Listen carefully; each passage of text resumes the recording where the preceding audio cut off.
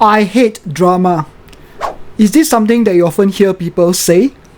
Well, if you also hate drama in your personal relationships and in your life, then I'm going to share with you a very, very powerful concept today that will help you to eliminate drama in your life.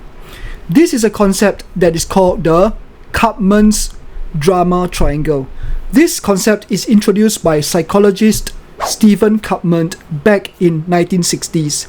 It describes 3 roles that typically people play into as a dysfunctional reaction to conflict situations. And I'm going to introduce them to you now. Every drama usually starts with a victim. A victim is a person who feels aggrieved or hard done by or hurt by the actions that other people do to them. What happens when there's a victim? The victim actively recruits a rescuer. The victim actively seeks out a person to rescue them from their predicament and situation. This rescuing could be just listening to the victim rant and complain, or the rescuer could be somebody that the victim seeks to help them to solve their problems. And usually when a victim feels like a victim in a drama, what happens is that they also create or they make somebody else the persecutor. Another word for persecutor could be villain. So there you go. These are the 3 roles required in a drama triangle. It sounds quite straightforward, isn't it? It's not really so. If you really dive deeper into this dynamic, you start to unravel why drama situations are so complicated and why human relationships can be so difficult for us to resolve. So the dynamics is way more complicated than that. Let me explain further. So let's start first of all with the circumstances of a victim. Well, sometimes it is normal to feel aggrieved, hard done by, or unfairly treated by people. It could be when you're overlooked for a promotion, when your loved one, your spouse, said something hurtful towards you, or you were badly treated in a customer service situation. Well, it is easy for you to feel annoyed, frustrated, irritated, pissed.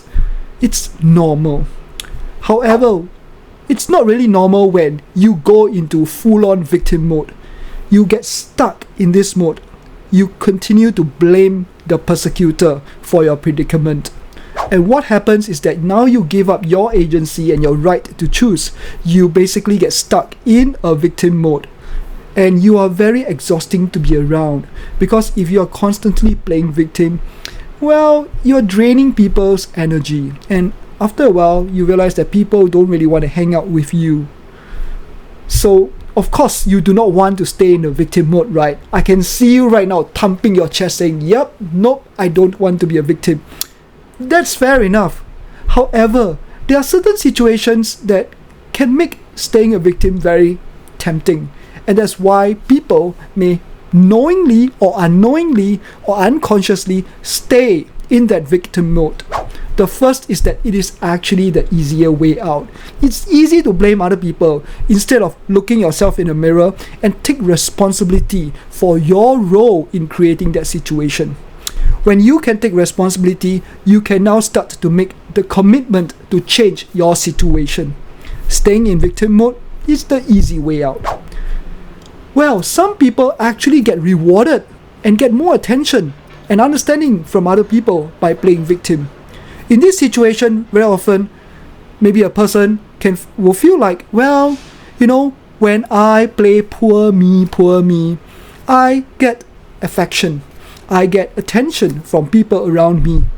Sometimes I will even go further and say that this kind of learned behavior came from childhood. When they play poor me mode, they find their family members, their parents or their siblings coming in to rescue them. And so this become a learned helplessness behavior. So they continue to unconsciously repeat this in their adulthood.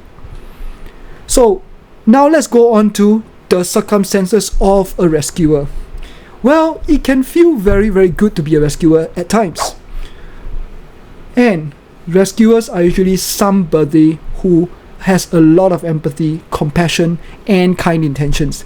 And I like to emphasize this idea that you become susceptible to become a rescuer precisely because of your kind intentions. You get sucked into rescuer mode.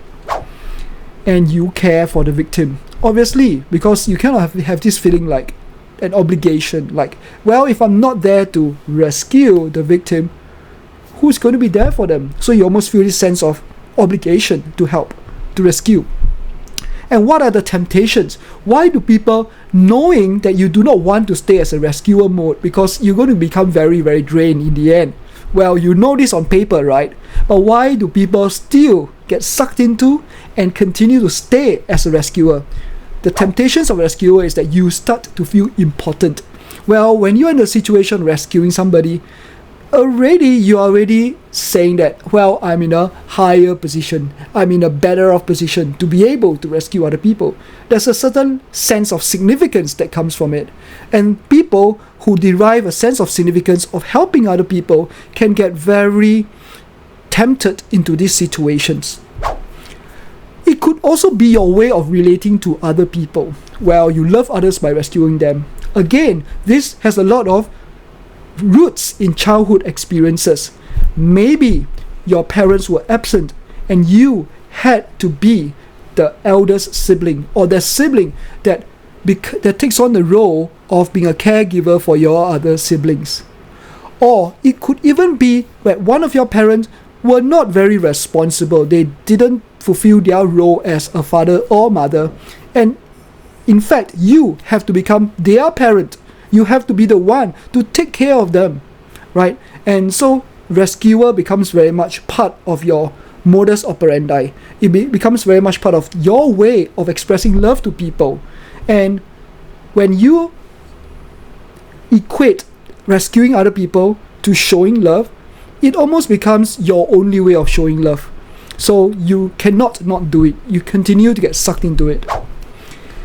Or sometimes it can be very, very tempting to stay as rescuer, because when a victim comes to you and tell you about how a persecutor has hurt them, well, if you join the victim in hurling rocks at the persecutor, I agree with you, this person is such a bad person, you get a sense of superiority from being in a position of judging other people. And so here are some of the temptations of a rescuer. I know this sounds very, very hard for you to confront, but you have to. And notice, when you are being a rescuer, you also have a very big part to play in the drama. Now, what's the deal with the persecutor? The persecutor could be real or imagined. What do I mean by that? In a situation where the persecutor is real, it is often when the persecutor really did do something that may have hurt the victim. But very often, the persecutor is also a narrative made up by the victim. Maybe you didn't really do anything that is that malicious or hurtful towards the victim, but the victim creates a narrative around it because perhaps they feel hurt by you. Maybe there's a certain trauma that the victim has, that the persecutor's behavior triggered something in them, and therefore the victim creates that narrative of the persecutor. And in such situations, the persecutor is often blissfully unaware of the drama. You're just going on your own merry ways while the victim is stewing about how you have done them wrong. So if that's not complicated enough, it gets even worse. How does it get worse? Now, imagine this situation. The victim goes to a rescuer and complains about the persecutor. Well, the rescuer, being a kind-hearted person, tries to offer advice and offer counsel to the victim. However, the victim continues to play the victim. One day, the rescuer is going to get really frustrated and sick and tired of the victim's rants, and now the rescuer starts to feel so drained. Now the rescuer becomes the victim. You see that? And in this situation, now the rescuer, being the victim, the new victim, views the original victim as the persecutor. The rescuer now blames the victim by saying, look at that person. The person is so negative. The person is always complaining, always ranting to me. I feel so drained by that person. You see how now the original victim becomes the persecutor? Now a new drama triangle is formed. And now this rescuer, the original rescuer, now becoming a victim, will look for a new rescuer to rescue them. They may look to the original persecutor, or they may look to another person to rescue them from that predicament. And you can see how the triangle just starts to grow and grow and grow and grow, and eventually a whole web of drama is formed. Another example could be the persecutor may be just going on their own merry ways, but they feel very wrongly accused by the original victim of being a persecutor. He say, hey, look, I didn't do anything wrong, and I am suddenly being blamed for all these things. And then now the persecutor may end up playing the victim, saying, you know what, I'm sick and tired of all of these accusations. How dare you accuse me like that? And now the persecutor turned into a victim. Now the persecutor starts to look for people to rescue them from these wrong accusations, and they have made the original victim the persecutor. You can see how, again, this is another triangle. And very often, a lot of our society, our communities, our workplaces, our teams, and all the gossips and speculations and that the people engage in, and politics that people engage in, it is all of these power games, all of these victim, rescuer, persecutor being recreated over and over and over again. It is like a petri dish where a lot of this drama is created. And this is really unnecessary and draining to everyone involved. It starts to create, in the long run, a toxic workplace, a toxic environment for everybody involved. So, what are some of the profound lessons that we learn from this simple looking diagram but extremely profound concept? How can we stop drama in their tracks? You must understand, in all three roles, you have a role to play in the drama. And how can you stop it? So if you have been recruited, let's talk about the rescuer. If you have been recruited as a rescuer, the first thing is this: watch your own temptations to fall into rescuer mode. Are you being sucked into playing nice? Or are you getting rewarded by a sense of significance, rewarded by a sense of being able to judge other people, throw rocks at other people from a higher moral ground? That is a sort of emotional reward in itself. And also, how can you now establish safe and healthy boundaries by saying no to being the rescuer?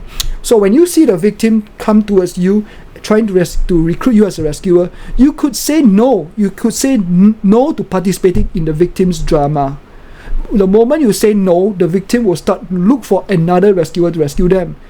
At least in this way, you can keep your gunpowder dry and stay clear of this unnecessary drama. If you have fallen into a victim mode, and this is very often hard for you to confront, then the question for you is, how can you take responsibility for your own situations instead of blaming others? What are you avoiding by playing victim and blaming the persecutor? Very often when we blame other people, it is something that we are trying to avoid. Maybe we're avoiding the fact that we are ourselves feeling inadequate. Maybe we are avoiding the shame that we feel being accused by other people, or being put down by other people.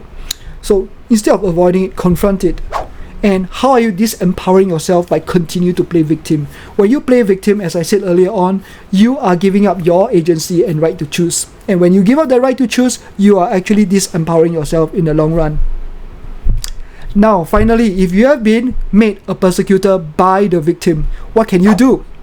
Ask yourself objectively, did you play a part in causing hurt to the victim? And if you have, own your role in the drama and make amends. How can you make amends? Perhaps you need to call up the victim and say, hey man, I'm sorry, I hurt you. Hey man, I didn't intend to do that. I may have unknowingly hurt you, and for that, I want to apologize. Own your role and make amends. Be a better person, right?